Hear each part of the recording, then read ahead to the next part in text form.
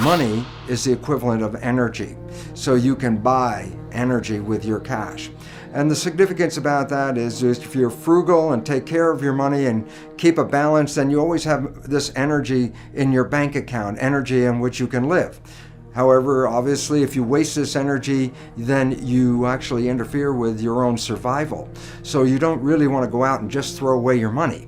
And so basically, I really want to show you that this is an important insight into the nature of our own health and our biology and the world we create in this regard. That our biological system, the cells, rely on energy.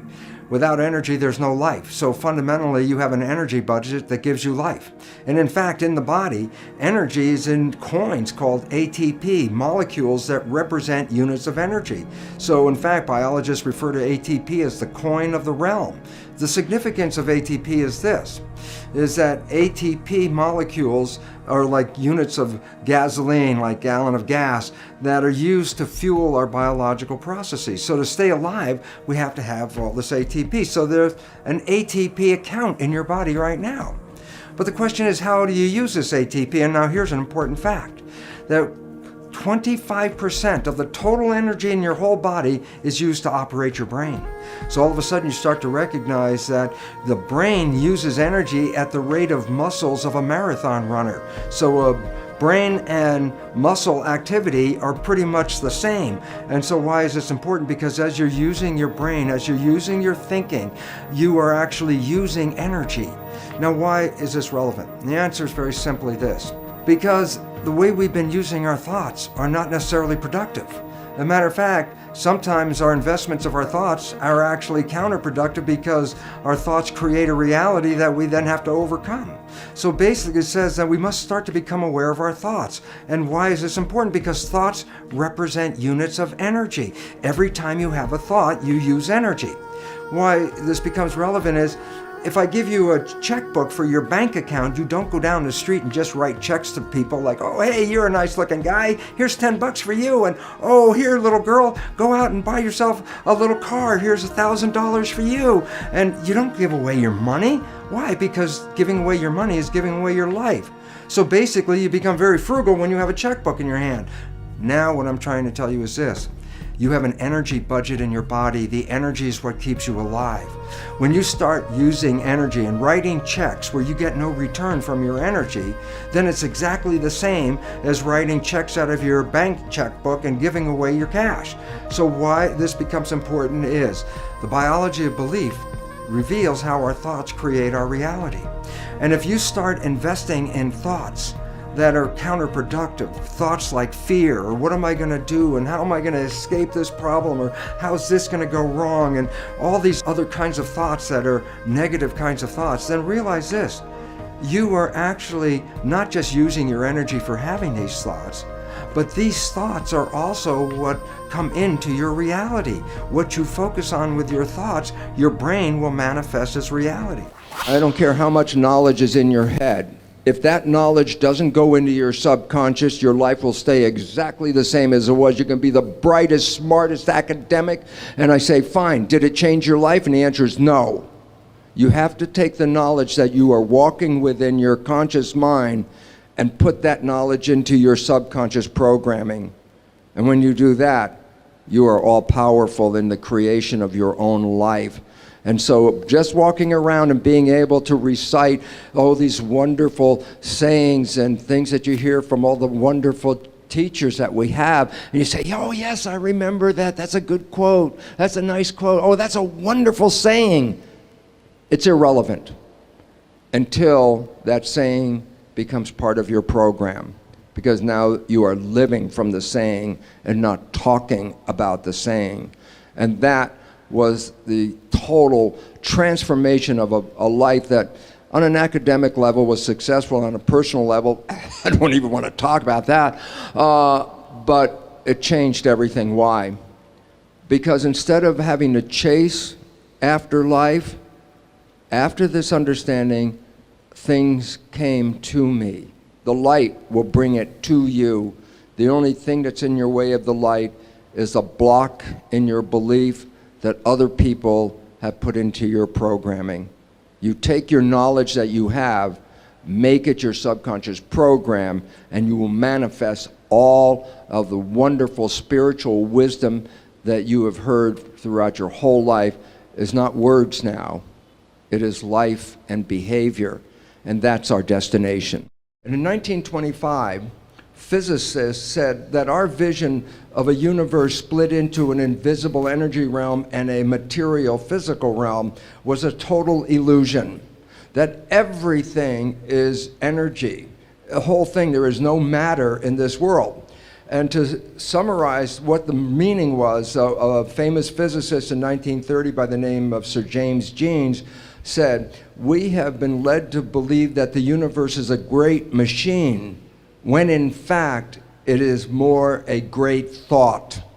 And the reality about that was quantum physicists have established since 1925 that consciousness is the primary mechanism of creativity of the world that we experience. In fact, a more recent article in the journal Nature, which is like a scientific mainstream journal, was an article by a quantum physicist at Johns Hopkins University by the name of Richard Conn Henry. And his article was entitled "The Mental Universe." I know the last two lines in the article because they were like so powerful. And here's what the conclusion of the article was. The universe is immaterial. It's mental and spiritual. Live and enjoy. And this is so exciting because science is coming out saying it mental and spiritual. It's like, oh my God. But that's the quantum physics part. And the reality about it, why is that so important, as Sadhviji had just mentioned, it's our thoughts that are manifesting this world. Now you could say that's a spiritual thing, and now I say not only is it spiritual, now it is fundamental basic science of the universe. And it says then the thoughts are creative. Well, if the thoughts are creative, then who is having the thought? And you start to realize, I'm having the thought. Well, then the truth is simple, as Richard Conn Henry said, you are creating this world with your mental activity and your spirituality combined. And then all of a sudden it says, well, then if I'm creating the world, then my original belief that when things didn't go right, I was a victim. The universe wasn't supporting me. You know, it's like, oh, I try so hard and the universe is not giving me things. It turns 180 degrees around. And it basically says this, we are creating this world. And then I say your mind is creating this world. The cells in your body are covered up by the skin, disconnected from the environment. But in order to survive, these cells have to adjust their genetics and their behavior to adapt and maintain their survival in a changing environment. So the question is, then how do the cells inside your body actually know what's going on in the real world because they're not connected to it? I go, this is the role of the nervous system. The nervous system's job is to read environmental signals and then relay those signals into the cell. So as illustrated right here, we are getting signals from two different environments in our body. Signals from within our body as well as signals from without our body, and the function of the nervous system is to read both of these environments. The relevance is the nervous system reads the information in the environment and then translates it into signals that are sent to the 50 trillion cells inside your body to alert them to what is going on in that world. So, in fact, that is a true statement. The environment is controlling the behavior of your cells. But the mind does an interpretation of those signals based on our life experiences. Now, for a lot of people, this seems difficult, but let's put it in a different context because we can talk about computers. There's a very interesting fact about our brain as a computer because it has an autocorrect mechanism built into the subconscious. Meaning what? Well, I can have my conscious mind like typing on the computer about what's going on in the world. But if I type something, that signal can be translated and sent to the cells. But if I type something that the subconscious has no recognition of, it will do like an autocorrect and change what I wrote to fit something that it thinks that I wrote as a subconscious. So I put in love and subconscious changes that to live. That's a whole different meaning at this point because of misinterpretation. So the point is, your wishes and desires of your conscious mind are filtered by the programs in your subconscious mind. And if you have a wish or desire that doesn't conform to a program that already exists, then the subconscious mind's job is to retranslate that into something that makes sense for the subconscious belief, not for the conscious. So we may have wonderful wishes and desires, and if it doesn't conform to the programs that we receive, the subconscious will change those into something it understands. To make sense out of what I just said, consider using your cell phone. That you write something in your cell phone such as, let's put the word epigenetics in the cell phone. And I go, when I type epigenetics in, the database in the phone says, I don't know that word at all. And then what does it do? It throws up different options that could be closely related to epigenetics. And so the significance is, if I put something into my system that is not supported by the program, then the programming system will change whatever I did to accommodate what it believes is right. Now, the issue about this is, well, if I want to have epigenetics in my phone, then what I really have to do is open up my dictionary and add the word epigenetics. And now after that, anytime I write epigenetics, the phone mechanism will understand what I'm talking about. Well, going into the database and changing the program is the function of what energy psychology is all about. It says if your behavior is not conforming to your wishes and desires, then it will be necessary to go into your program and install new behaviors that you want to manifest. So now the brain will have a reflection or a resource of what you're talking about. So I really want to emphasize the nature of biology belief as different than the fact that just environment controls your genes.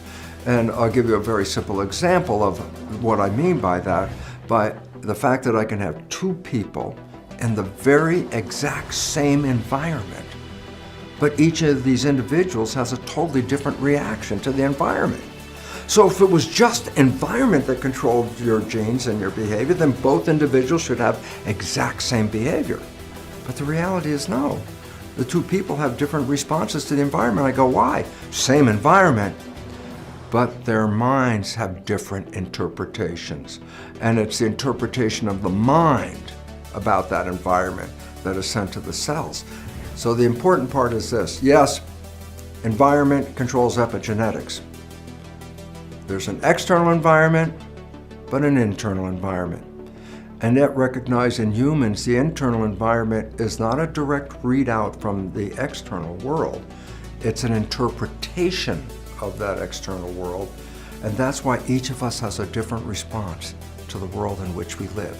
And that is why the biology of belief is an extension of the foundation that environment controls epigenetics. You can change the programming. You can rewrite your subconscious programs. And why is that relevant? If you took the wishes and desires of the conscious mind and used that as a program to put the beliefs into the subconscious mind, it's the most exciting and liberating thing you can ever do in your life. You know why? Because once it's in the subconscious program, 95% of the day, without you even thinking about it, your mind will take you to that direction. And that is your freedom. I was looking for relationships. I kept failing at them, okay? I end up in the Caribbean teaching at a medical school. The universe throws this into my lap. The perfect pickup line in the whole world is sort of like, hey, if you're not doing anything, you want to come and stay in my villa in the Caribbean and hang out? I have a villa on the beach and I got my own place and blah, blah, blah. And I still wasn't able to find anybody. But I kept looking because I said, I need a relationship. I need a relationship. So I meet this woman who comes off of some yacht and she's, got a future that's like she'll do what she wants.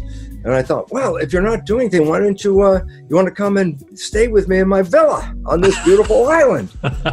She looked at me and then she said, I can't be with you.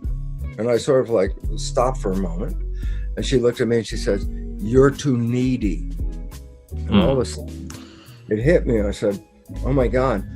What am I looking for? A relationship. Why? Because you're not happy. So if you're looking for a relationship because you're not happy, then you're depending on that relationship to make you you happy. So that's not a nice relationship. It's codependency. If I give you this place to stay, you will make me happy. That's a trade. It's like, yes.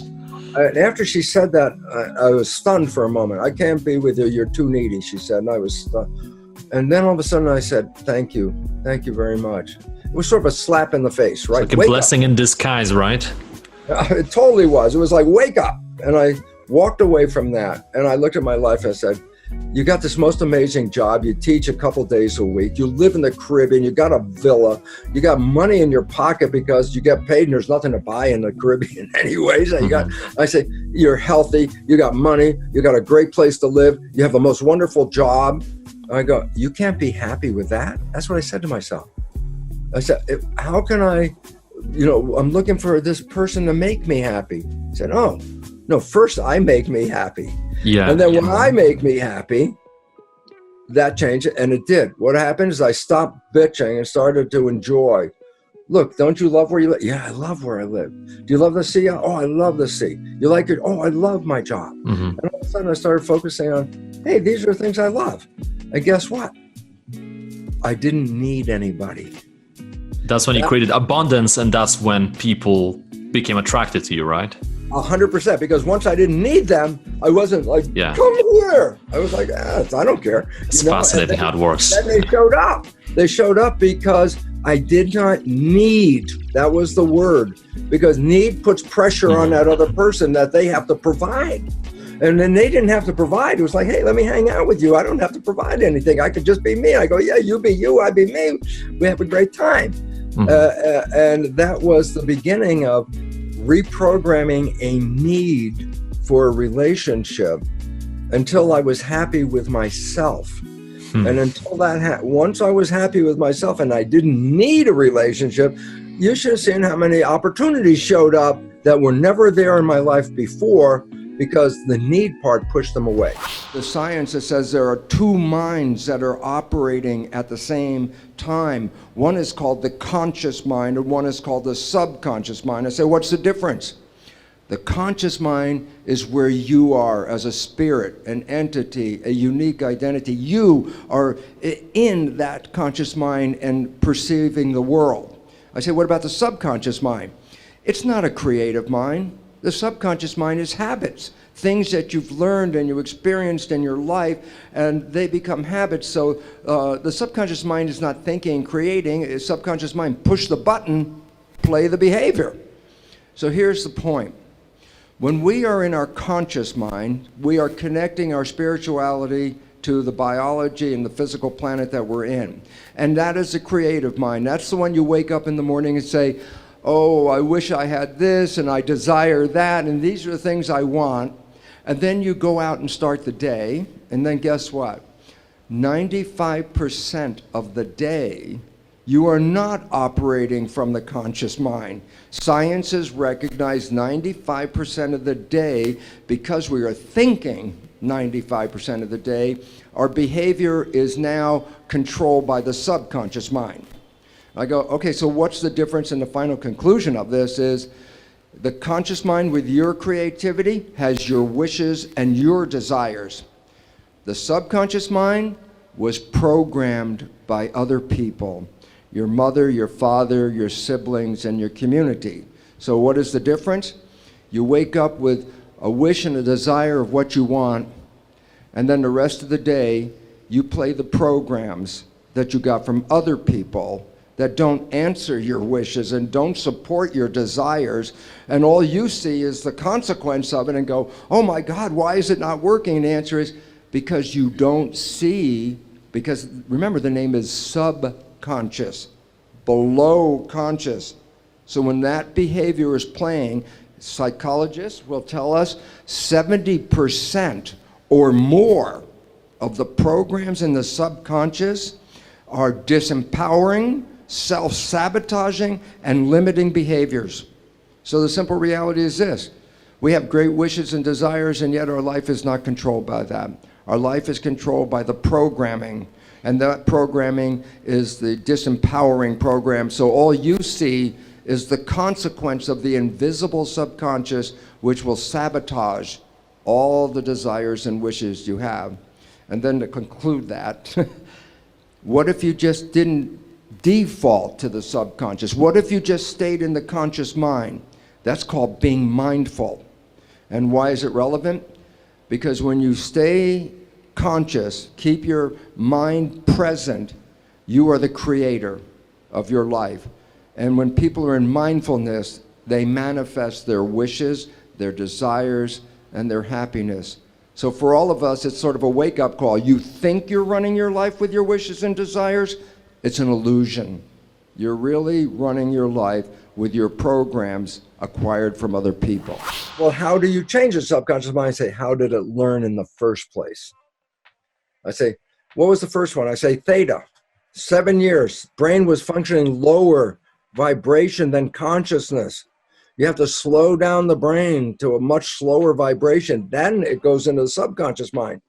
That's why hypnotherapists in the old days, they had a watch and they would swing it back and forth. So the watch would swing and they would tell the person, you're getting sleepy, you're getting tired. And the reason they say that is because that shuts down the conscious vibration. And the next vibration is theta, which is hypnosis. So to get you into hypnosis, first I have to get your conscious brain to stop. Mm-hmm. And then in hypnosis state, theta, the vibration theta, then whatever is coming from the outside is not going into my conscious mind. Whatever I see on the outside is going into my subconscious program. So if you want to change the subconscious, you have to talk to the subconscious. I go, how do you do that? Well, number one, hypnosis. And I go, oh, well, I need to see the hypnotherapist? I go, no, this is the cool part. I say, why? I said, we have different vibrations. The lowest vibration is delta, is sleep. The next higher vibration is theta, hypnosis, imagination. The next higher vibration is alpha, calm consciousness. And the next higher vibration is called beta, which is like schoolroom, like what we're doing here, consciousness, okay? I go, so why is it relevant? I say, when you're asleep, you're at the lowest. And when you start to wake up, you go up first to theta. And that's like in the morning where you're half awake and half asleep. And then I said, but then when you're awake, you're in alpha. Now you're in consciousness. And then when you go to work, you're in beta, which is like the working consciousness. But when you come home, it reverses. So I come home from work, I'm in beta, but I relax. Oh, the consciousness vibration slows down to alpha. And here's the fact. The moment that the vibrations get a little lower than alpha, consciousness is now shut off for the night. You're sleeping. Yeah, but there's a period of time after alpha shuts off before it reaches delta, the lowest one. There's a period of time of theta. I go, why is it relevant? I said, you put earphones on. And the moment, and you play a program of what? Of what you want.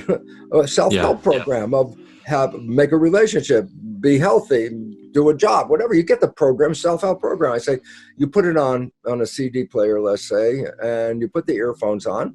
And while you're still awake, just before you go to sleep, you can hear what's going on. But the moment you fall asleep, conscious mind shut off, but guess what? Theta is on. The work is getting done, right? Right, it's good. You're getting a self-hypnosis with the earphone. So whatever you didn't hear it, you were sleeping. The subconscious mind was hearing it. And when you repeat that, that's how you put a new program in. So that's number one, self-hypnosis. I had tenure at the university. I walked out of the university and said, look, I can't keep my integrity and at the same time teach something I know was patently wrong. So I walked out because I saw that teaching the belief that genes control life was very, very incorrect. And it's very interesting because I did that in 1970. Now that's like 40 years ago. I was cloning stem cells back in 1967, 40 years ago. And the significance was, while I was doing this research, I was also teaching medical students. So I was teaching medical students the foundation of how cells work, the conventional story out of the textbook, genes control life, what we call the genetic determinism, the belief that genes control your traits, behavior, your physical characteristics, etc. And what my research revealed when I was studying the stem cells was this, very profound. I put one stem cell in a petri dish all by itself, and it would divide every 10 to 12 hours. So it'd be 2, 4, 8, 16 cells, 32 cells. After about 2 weeks, I have thousands of cells in the petri dish, but what was unique, they were all genetically identical. But then I did the experiment. The experiment was to take some cells out of the dish and put them into a separate dish with a different environment. Okay. And so the environment is a culture medium, but the culture medium to cells is like the world that we live in. It's got the air, the water, the food, all the things in it. So I take the cells out of my stem cell dish, put them in a separate dish with a different environment, and the cells form muscle. But then I went back to the same dish with genetically identical cells in it and took some cells out and put them in a different environment, and they form bone. And then I went back to the same dish with genetically identical cells and put them in a third petri dish with a different environment, and they form fat cells. And there I was confronted with this reality. All the cells are genetically identical, but they had different fate: fat, muscle, bone. And I said, simple question: what controls the fate of cells? And the answer is the environment. It was the only thing that was different because they were all genetically identical. So I started to really say, oh my goodness, here I am teaching genes control life to the medical students. And yet the cells were revealing to me that, hey, they all had the same genes, but it was the environment that I put them in. And so the environment controlled their life. And a very simple experiment that is very profound for us today is, if I took my dish with plastic petri dish with cells in it and moved it from a healthy environment to a less than healthy environment, the cells get sick. And if I were a doctor of cells, you might say, well, what kind of drugs would you give these cells? And it turns out, no, you don't give the cells any drugs. You just take the dish from the bad environment, put it back into a good environment, and the cells will innately, naturally come back to health again. The thinking is not that much in our control. The brain is operating, as I said, 95% from the subconscious. But how did you actually then get results in a relatively short space of time? Well, the first thing, how does the subconscious learn? And that's a very critical thing. The conscious mind can learn from reading a book. So the subconscious mind can read a self-help book, and you go, wow, that sounds really great. And then you find you read the book, but your life is still the same. And it turns out, why? And the answer is because the subconscious mind is more of a habit mind, things that you repeat over and over again. Yes. Yeah. So the reality is, if you can stay conscious, be present, and when those negative thoughts come in our head, and psychologists tell us 70% of the time, the thoughts that are going through our head are negative and redundant, so the same negative thoughts are going through. If you could stop those thoughts, if you could hear them as they come through, like, oh, that's not going to work, or this will never happen, those kind of thoughts. If you can hear them and stop them consciously, say, no, change the belief right there, just give the more positive thing. As you repeat this more frequently and you keep repeating it, the subconscious mind begins to learn. So as a habit, if you stay conscious, and you have to work at it, and here's why people say, well, how come only 5% from conscious mind, 95% from subconscious? Because the conscious mind can think into the future and think into the past and solve problems. Then think about it yourself. Most of the time, you're thinking about something. Well, if you're thinking, you're using the conscious mind. Well, if you're using the conscious mind for thinking, then who's running the show? And the answer is, when you're not paying attention and you're thinking about what I'm going to do tomorrow, your subconscious is running the show. Jesus told his followers, all the miracles that I can do, you can do them, but even better than I can, and you don't believe it. And that was the whole damn thing in a nutshell. If you don't believe it, you can't do it. And I said, well, where's belief come from? Mind. I say, and then what have you been programmed you can't do? And I said, then you'll never be able to do it. And this is the problem. And so we talked about way number one. You want to change it? Mm-hmm. Hypnosis, because that's the original way things went in the first place. And that what you said was true. Even you just say, I feel amazing, I feel amazing. If you repeat that, the mind will all of a sudden change how you feel. That's how it does it, okay? So I say, number one, self-hypnosis. Number two, after age 7, you still learn how to do new things that become habits. Like, you didn't learn how to drive a car until later than 7. But once you know how to drive a car, remember the first day you got in, it was like, oh my God, looking out the windows, checking the mirror, watching the gauges, keeping your feet on the pedals just correctly, looking, paying all these attentions, like, and I say, today you've been driving for a while. You don't even think about that. You get in the car, you put the key in, and now what are you thinking about? Well, what am I going to do when I get to the store? Mm-hmm. You're not even thinking about driving. Why? It's a habit. Okay. I say, well, how'd you get that habit? Because you're older than 7. How'd you get it? I say, repetition. That's what makes a habit.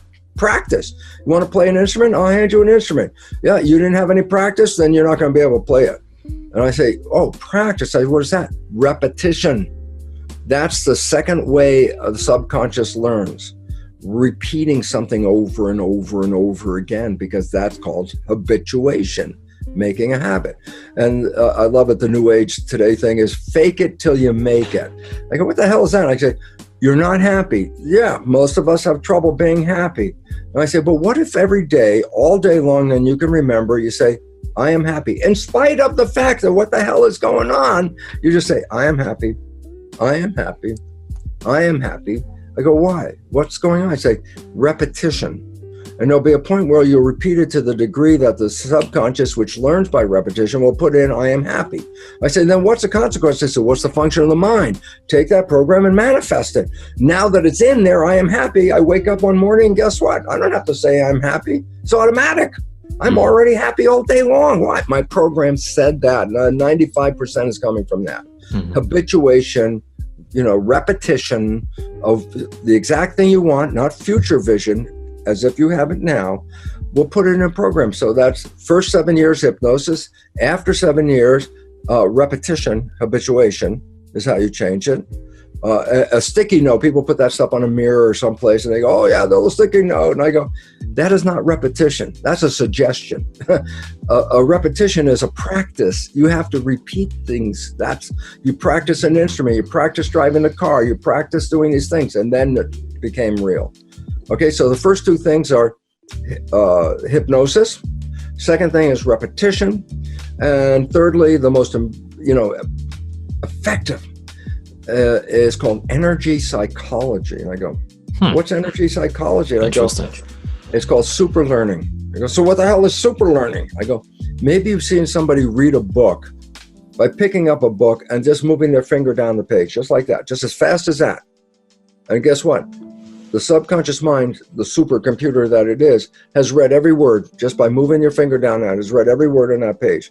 And a person using this super learning technique can go into a bookstore, open up a book, and 5 minutes later, by thumbing through each page, turn the page, turn the page, turn the page, they can read a whole book in 5 minutes. That's super learning. I say, if you can engage that function, you can also use super learning to create new programs, not in days or weeks, but you can create a new program in minutes. It's like, I go, absolutely. And it's so important. Why? Because there's an old phrase that's really critical. It's called necessity is the mother of invention. And I say, what's happening? We're facing a mass extinction due to human behavior that is compromising the web of life. Humans are creating this through our behavior, our culture. I say, you want to survive this whole, extinction event? Well, then you have to create something different. You have to change behavior. I was a scientist, and as a scientist, we don't bring spirituality and mind into the story. It's all genes and cells and molecules and all that.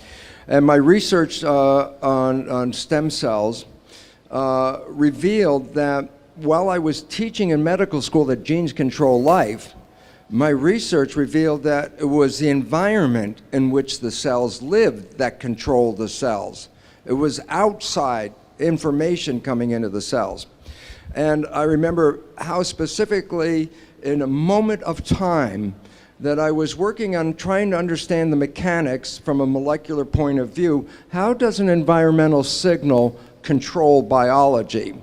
And I was working not on the genes, I was working on the skin of the cell, the membrane. And it was so profound, it's hard for me to even describe it. I'm working on the understanding, how does information from the environment control biology? And I had looked at the membrane for years, and I wrote a new definition of the mechanism of the membrane. And I wrote this definition, and this is in 1985. It was about 2 a.m., and I wrote down the membrane is a liquid crystal semiconductor with gates and channels. When I wrote that down, there was a pause, and I said, I read something exactly like that. And right next to my first computer, a Macintosh, was a simple book of understanding your microprocessor. And I opened it up and I said, somewhere, and I opened it right in the introduction. It said, a chip is a crystal semiconductor with gates and channels. And I thought, oh, what a coincidence. They have the same definition. And then in a couple of seconds, I started to say, wait a minute. One for one, the parts are exactly the same. I said, oh my God, the membrane is a computer chip. And on the surface of the cell are like keys, like on a typewriter. And I started to realize, oh my goodness, the environment is typing on the surface of the cell information that went into the cell and control the genetics and the behavior. And it was like, oh, this is real exciting. And I'm typing on my own computer, typing this information in. And then I realized I am outside of the computer, typing on the keyboard, and the information is coming up on the computer. And then I said, oh my God, this keyboard on the surface of your cells has a number of keys that represent a PIN number, a personal identification number, and no two of you have the same keys on that. Each of us have a different PIN number to get into our own cells.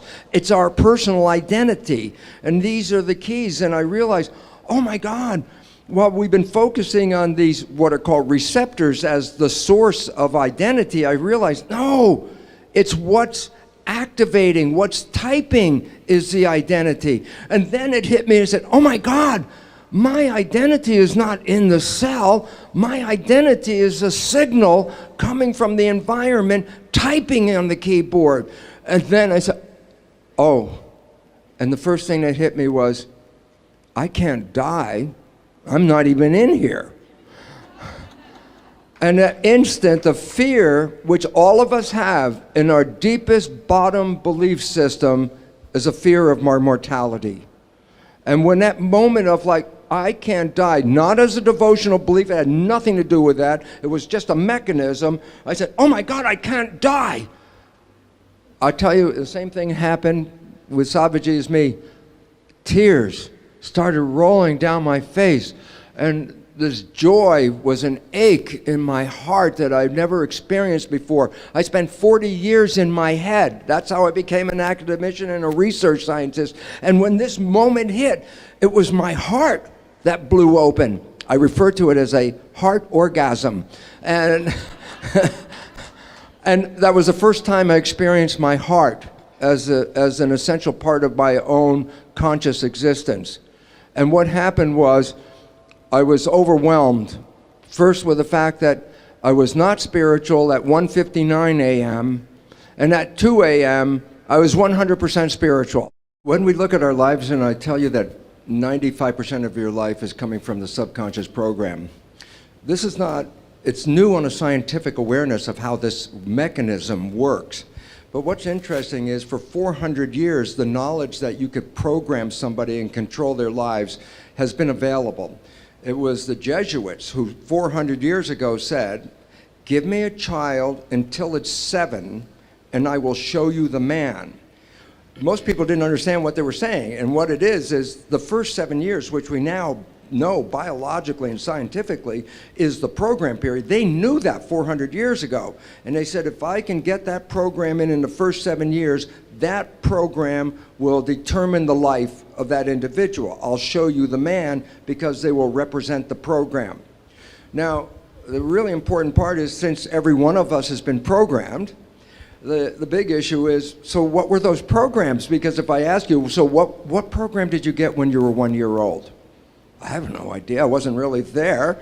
In fact, you were actually being programmed even before you were born, the last trimester of pregnancy. You were being programmed. And I go, well, this is really a critical issue, because the first thing I'm telling you is your life is 95% programmed, and most of that is really disempowering. And of course, the first thing I would think is, then what are those programs so I could deal with them? So I want to make something very easy for you so you don't have to go and review your whole life and try to figure out what the programs are. Save you a lot of time.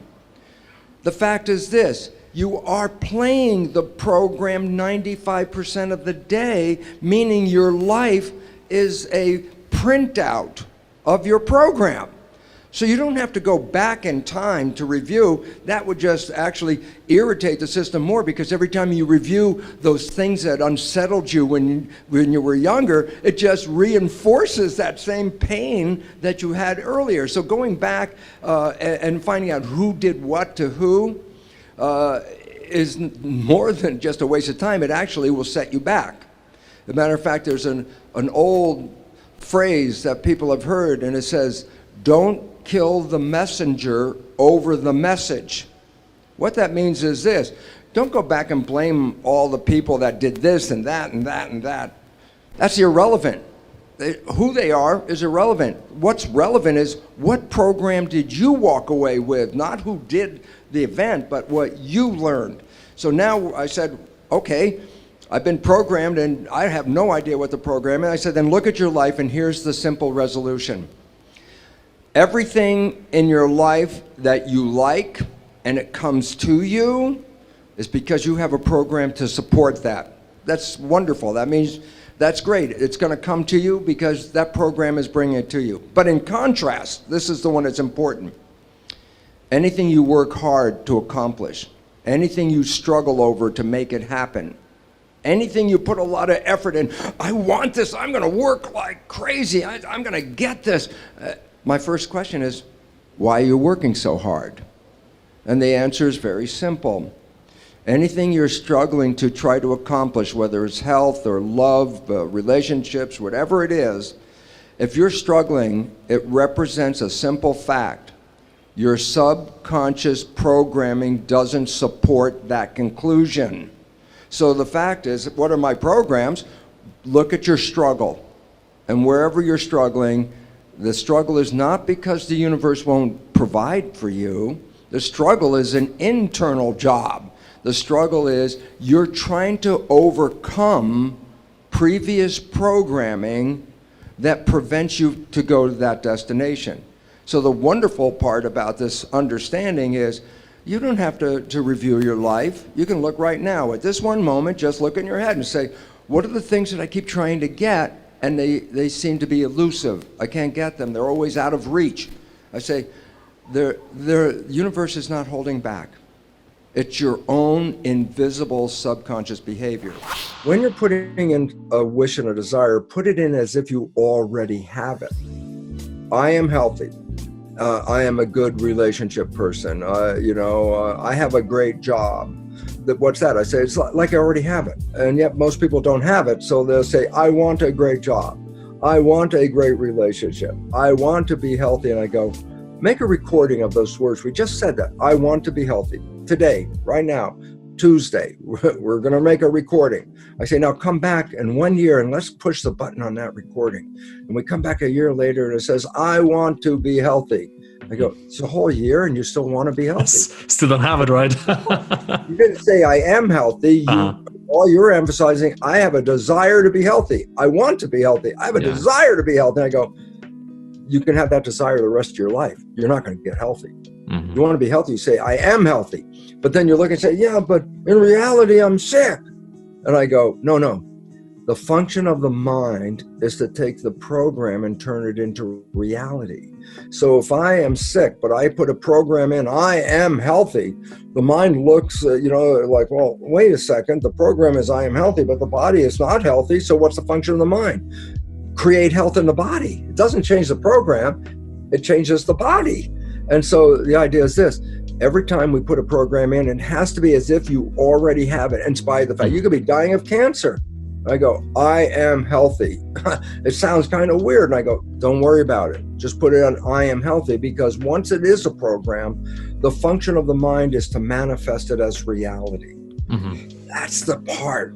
And so my little caveat, you brought it up, I'm emphasizing it, and that was simply this: that whatever you're downloading, you have to say it as if you already have it. Because if you put a future tense on it, I will, I want, I say, if you record that, that means you will always want to have it. I will do this. You won't get there. So I just wanted to bring that in, because if we're making a program, then you must make sure it says as if you already have it, in spite of the fact you don't. You want to change the world, we don't have to physically go out and physically change the world first. First, we have to change our belief about the world, our belief of who we are in the world. We're not victims, but we've been programmed to believe we're frail, vulnerable, that we're victims of the world. And the fact is, no, we are the most powerful beings and entities on this planet. We want to get out of the box? Think out of the box, and that will change all of it. Everything you do in your life, you put out energy for. Therefore, start to review what you're doing in your life. Because if you're putting your energy into things you cannot change in this world, that is exactly the same as writing a check and just throwing away your money to the outside because you get nothing back from it. So think about this very interesting reality that you have this energy checkbook. And every time you use energy, you have to say, is the use of this energy going to enhance my life, or is it just wasted energy? Am I getting involved in a political argument with people where I'm going to use up all my energy and will I have changed the world? No.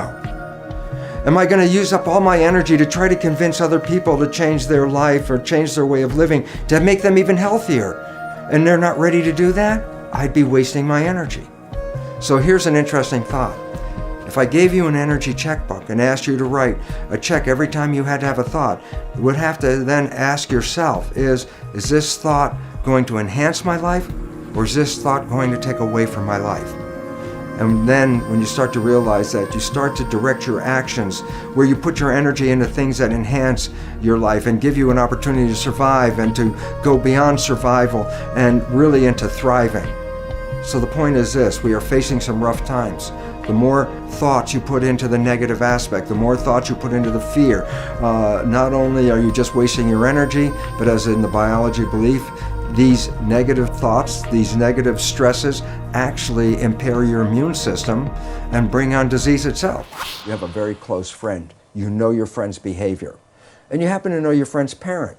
And at some point you see that your friend shares the same behavior as their parent. So you casually volunteer, you go, you know, Bill, you're just like your dad.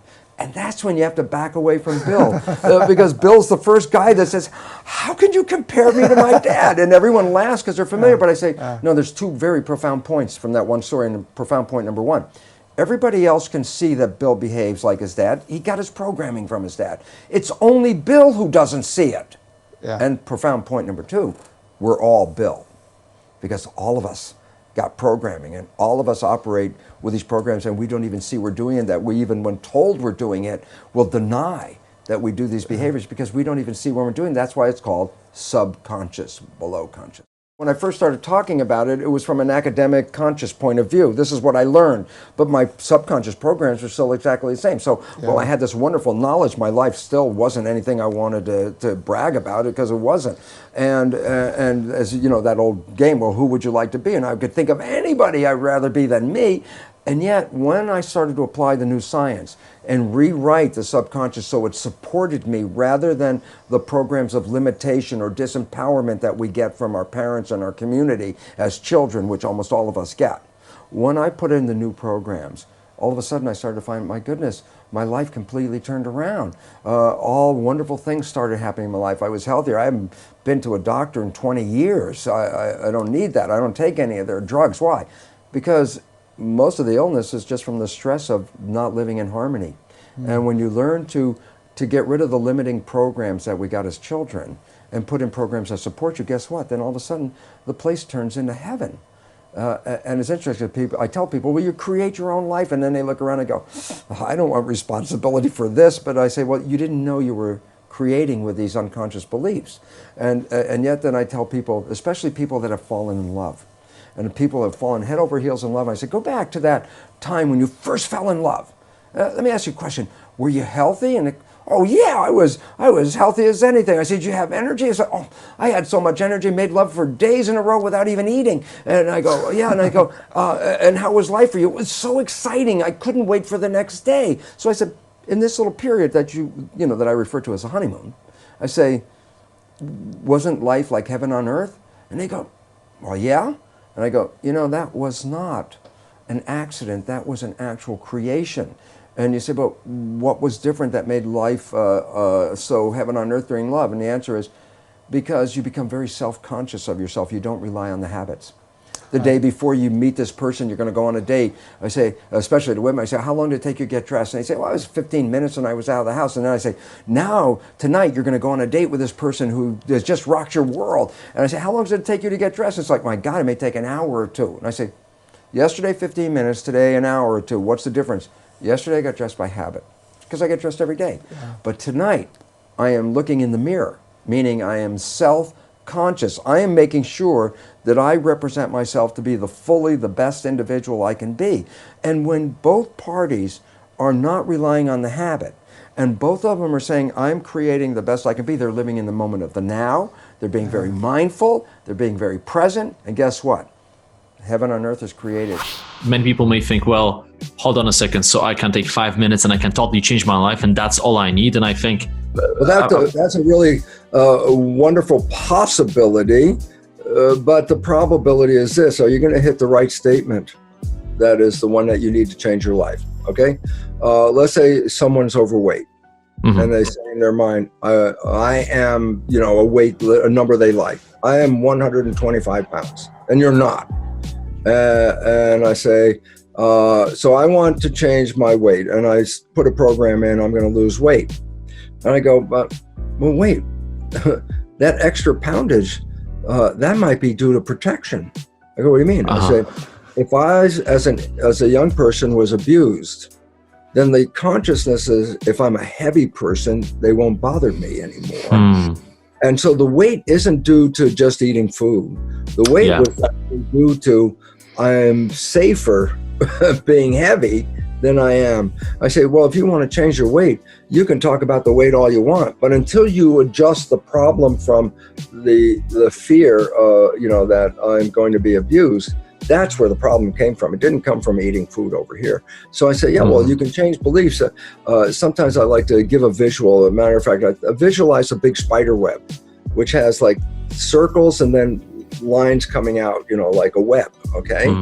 And so there are links as you go around. There's also anchors where the web is anchored at a couple of places. And I go, each belief is like a link in that spider web. And you can do one link and another link and another link. That really change the spider web.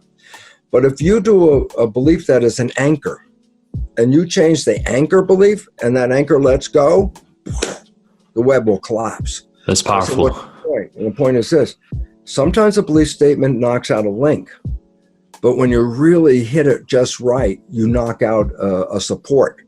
And when you knock out a major support, the whole web collapses instead of just a link at a time, which could take it down, but it's much harder that way. In our mind, we start to realize that we're concerned, we're afraid, we don't have enough, I'm not safe, I'm not secure. And I say, oh, these thoughts, I was talking about the thoughts in your mind, go in and control your biology, your genetics, your physiology, and your health. And I go, yes, this is really true. I say, well, how can I tell you what your thoughts are in a sense that can I read your thoughts? And I say, yes, I could put wires on your head, and it's called electroencephalograph, and I could read your brain activity. And I go, oh, great, I can see this brain activity. I want to tell you something that's profoundly important. We were programmed to believe that our thoughts are contained in our head. That if I have a thought, it's just for me, not for anybody else. It's inside, and it's working through me. And now I want to tell you about a new technology. It's not electroencephalograph. It's called magnetoencephalograph. I say, what's unique about that? I say, it reads your brain. I say, yeah, but so does EEG. I say, yeah, but EEG, you put the wires on the head, and you get the electrical activity conducted through the skin from the brain, and that's what I'm reading. And I say, what's different about MEG? The probe is out here. And I said, what does that mean? Your thoughts are not contained in your head. Your thoughts are broadcast to the field just like a radio broadcast. I said, well, what if I, as an individual, have a thought that says, let's have peace in the world? And I broadcast out there in the street and I say, let's have peace. And I look around, it's like, where's the peace? I don't see the peace. And here's what the relevance is. Each of us is broadcasting. If you get enough people to have the same thought, that broadcast is amplified. Each of us has a small power, but if you put 1,000 people with the same thought, 10,000, 100,000 people with the same thought, you are broadcasting a most powerful thought, not just in your body, but out in the field.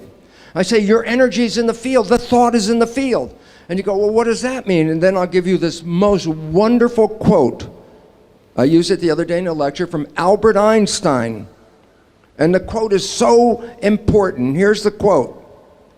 The field, so a definition, the field is the invisible energy. Right now you're in a field, there's cell phone broadcasts, television, radio broadcasts, all kinds of information coming across, but guess what? Each one of you is a broadcast in that field.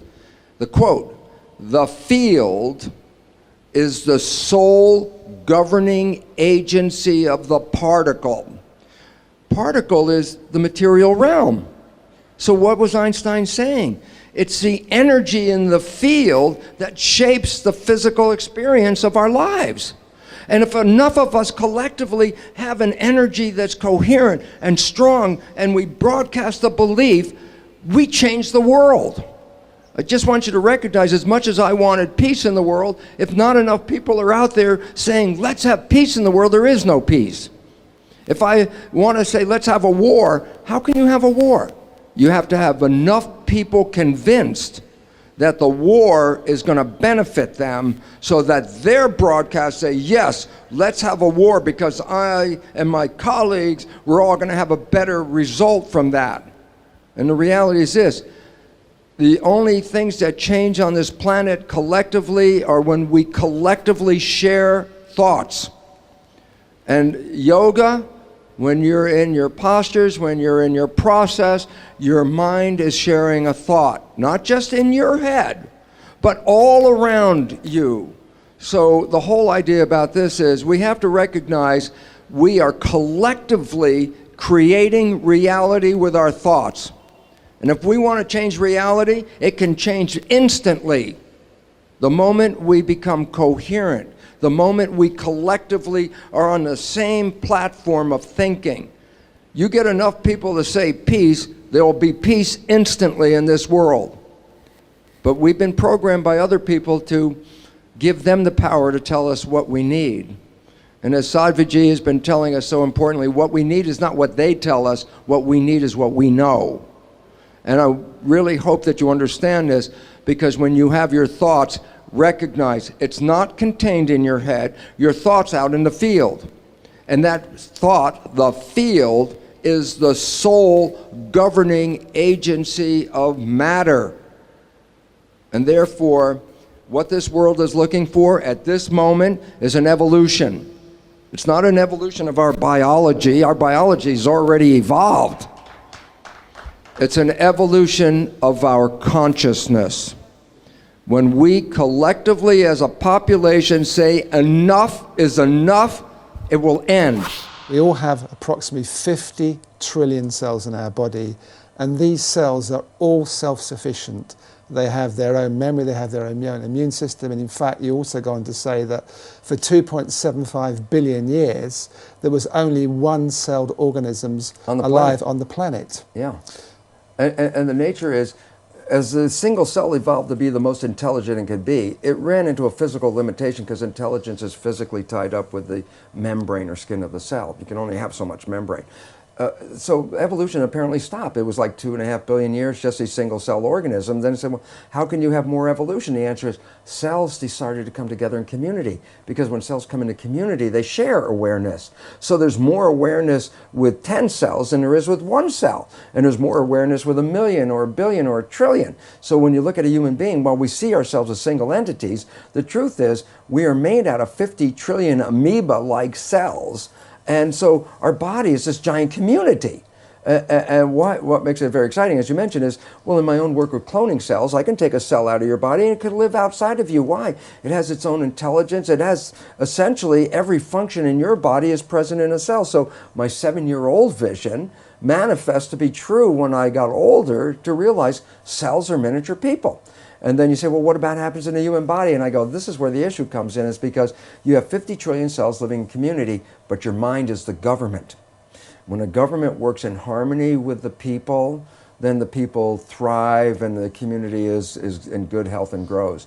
But when a government is not really supportive or not working in harmony with a community, then a government can cause the nature of that community to fall apart, or even lead to the end of the community. Well, that's what we're finding out. Our mind is the government. And when we entertain harmony and the right living in balance with nature and with each other, then we provide our 50 trillion cells with very life-supporting information and chemistry. So harmony means giving the body good food, Yes, not being stressed out, absolutely. living in a happy environment. Yes, basically it says, as I said, when I had my petri dish of cells, if I put it from a healthy environment to a bad environment, the cells got sick. But you didn't have to give them drugs. But all you did is take the dish from the bad environment and put it in a good environment. And the joke, which I like to tell people, is, well, this happens in a plastic petri dish, but guess what? We are skin-covered petri dishes. Underneath our skin is 50 trillion cells living in a dish, and the culture medium is the blood. And so when I change the culture medium in a plastic dish, I change the fate of the cells. And I say, well, then what controls the culture medium? My blood, the chemistry.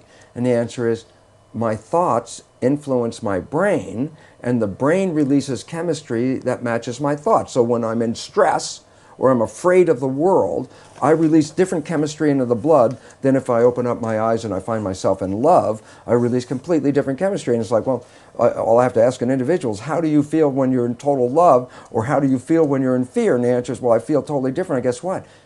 All the cells are bathed in that chemistry.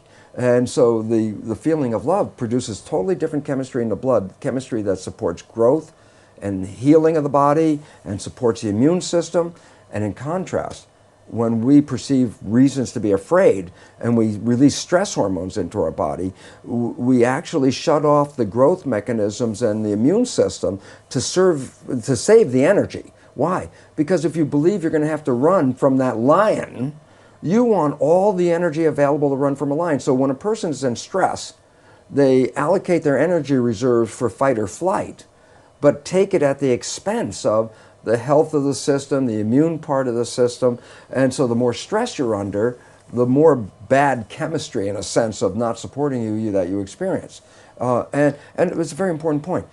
In our evolution, stress or fear was not the mainstay of life. The mainstay of life was to be happy and live in the harmony of the environment. Every now and then a saber-toothed tiger would come. Okay, now it's time to be stressed out. Now it's time to run. But the point is, once you escape from the saber-toothed tiger, in the old days, then it's like, oh, back to health and harmony. And I say, well, what about today's world? Today's world is 24/7 run from the tiger. And this is not biologically sustainable, because the chemistry of protection contrasts with the chemistry of growth. Being a biologist, I want to talk about a different aspect of service, but it's the same thing, because my dear friend Savaji was talking about service and how we can influence the world around us. I want to give you an interesting biological insight about your own personal consequence of being in service. And basically, it has to deal with the DNA in your cells. I say, what does that mean? I say, well, the DNA is the genetic code. I say, and every time the cell divides, you have to copy that code. And so if I can try to make an image with my hand here, imagine my arm is the DNA. And I say, it's time to copy it. There's a protein, so let's say the microphone, okay, thank you, that my hand is the copying device. It's like a train on a railroad track. As the train moves down the DNA, it leaves behind a copy of the DNA it just rode over. I say, well, that's really cool, except guess what? When the train gets to the end of the DNA, it can't copy the part where the train is sitting on it. So it copied everything all the way up to here, but can't copy this piece. So when I copy it, the new piece is shorter than the original piece. And so every time the cell divides, the DNA gets a little shorter than it did before. And I say, well, why is this relevant? Because if you make a shorter piece of DNA when you copy it, then every time you're copying it, you're interfering with the genetic code. So it's like, well, nature would say, oh my God, if every time the cell divides, pretty soon I'll chop that DNA up and I'll have a problem.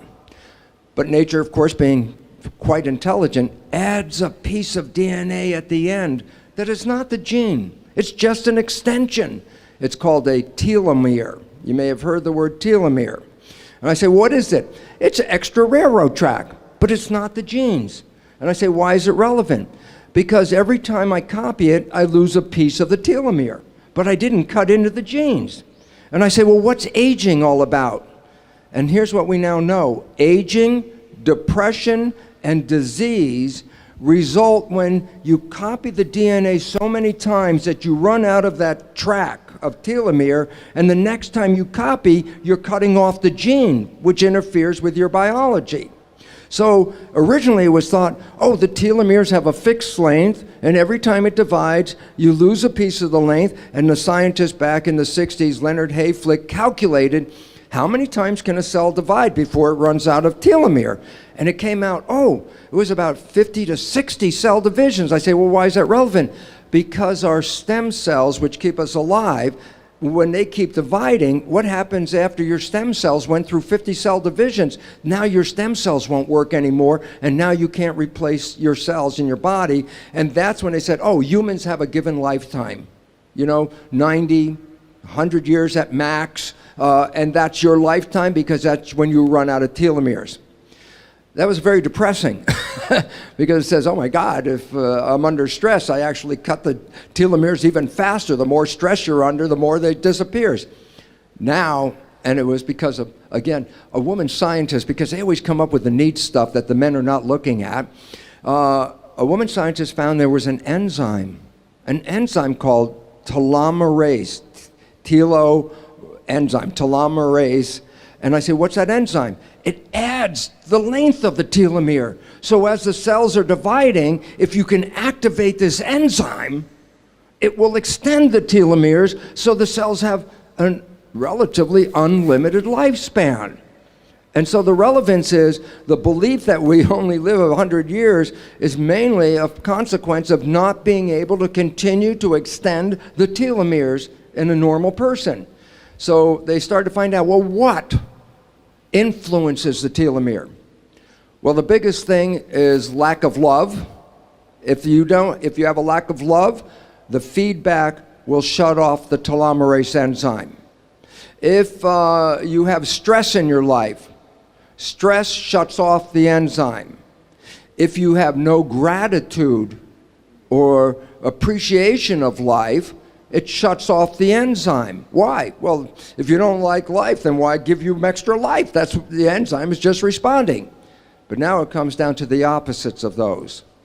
Love and self-love, which is most critical, is one of the big drivers of telomerase. Gratitude and joy of being in this world enhances the enzyme. Why? If you love the world, you want more, and the cells will give you more. But now, and it's a beautiful question, the most important contributor to telomerase activity is service. That you are doing something on this planet, you have a mission to do something, and that your nervous system is telling your cells, I'm not ready to go, I have a job to do. And caregivers, for example, live an extraordinarily longer, healthier life than other people. Why? A caregiver's mentality is, I have to service and help these people, and therefore I cannot leave yet, and I have to be healthy. The feedback from the nervous system to the cells activates telomerase. So the simple line is this: if we have a mission and we have something to do on this planet, you will activate telomerase. Service is one of the primary things. So it says if you're just meandering through the earth, nice, you're going to end around 90. But if you're in service to the world, you can extend your life. And right now, biologists somewhat agree that our minimum lifespan is 140 years. Medical science has revealed that from 1/3 to 2/3, which is significant, of all healing, whether it's drug-related or surgery or whatever healing process, the healing didn't come about from the process. The healing came about because the person believed the process was going to heal them. So if I give you this brand new drug and it's purple colored because that makes it really special, you know. And it's funny because there is a drug, a purple drug, and they said, it's purple. And everybody's like, oh, wow, that's got to be special. But people believe that the drug holds this effect. And you give a person this drug, and all of a sudden they heal themselves and they say, yeah, the drug did it. And then you tell them later, but it was just a sugar pill. That healing didn't come from the drug, it came from the belief in the drug. So the belief in healing So it comes is back what to the heals mind you. again, Yeah. doesn't it? Yeah, it's again the power of belief. In this case, it's a very positive belief that this procedure, drug, or whatever is going to heal me. But what people haven't talked about, because everyone knows about the placebo effect, is that the placebo effect is based on a positive thinking. What is the consequence of negative thinking? Well, science has a term for it, but it hasn't really come out in the public. It's called the nocebo effect.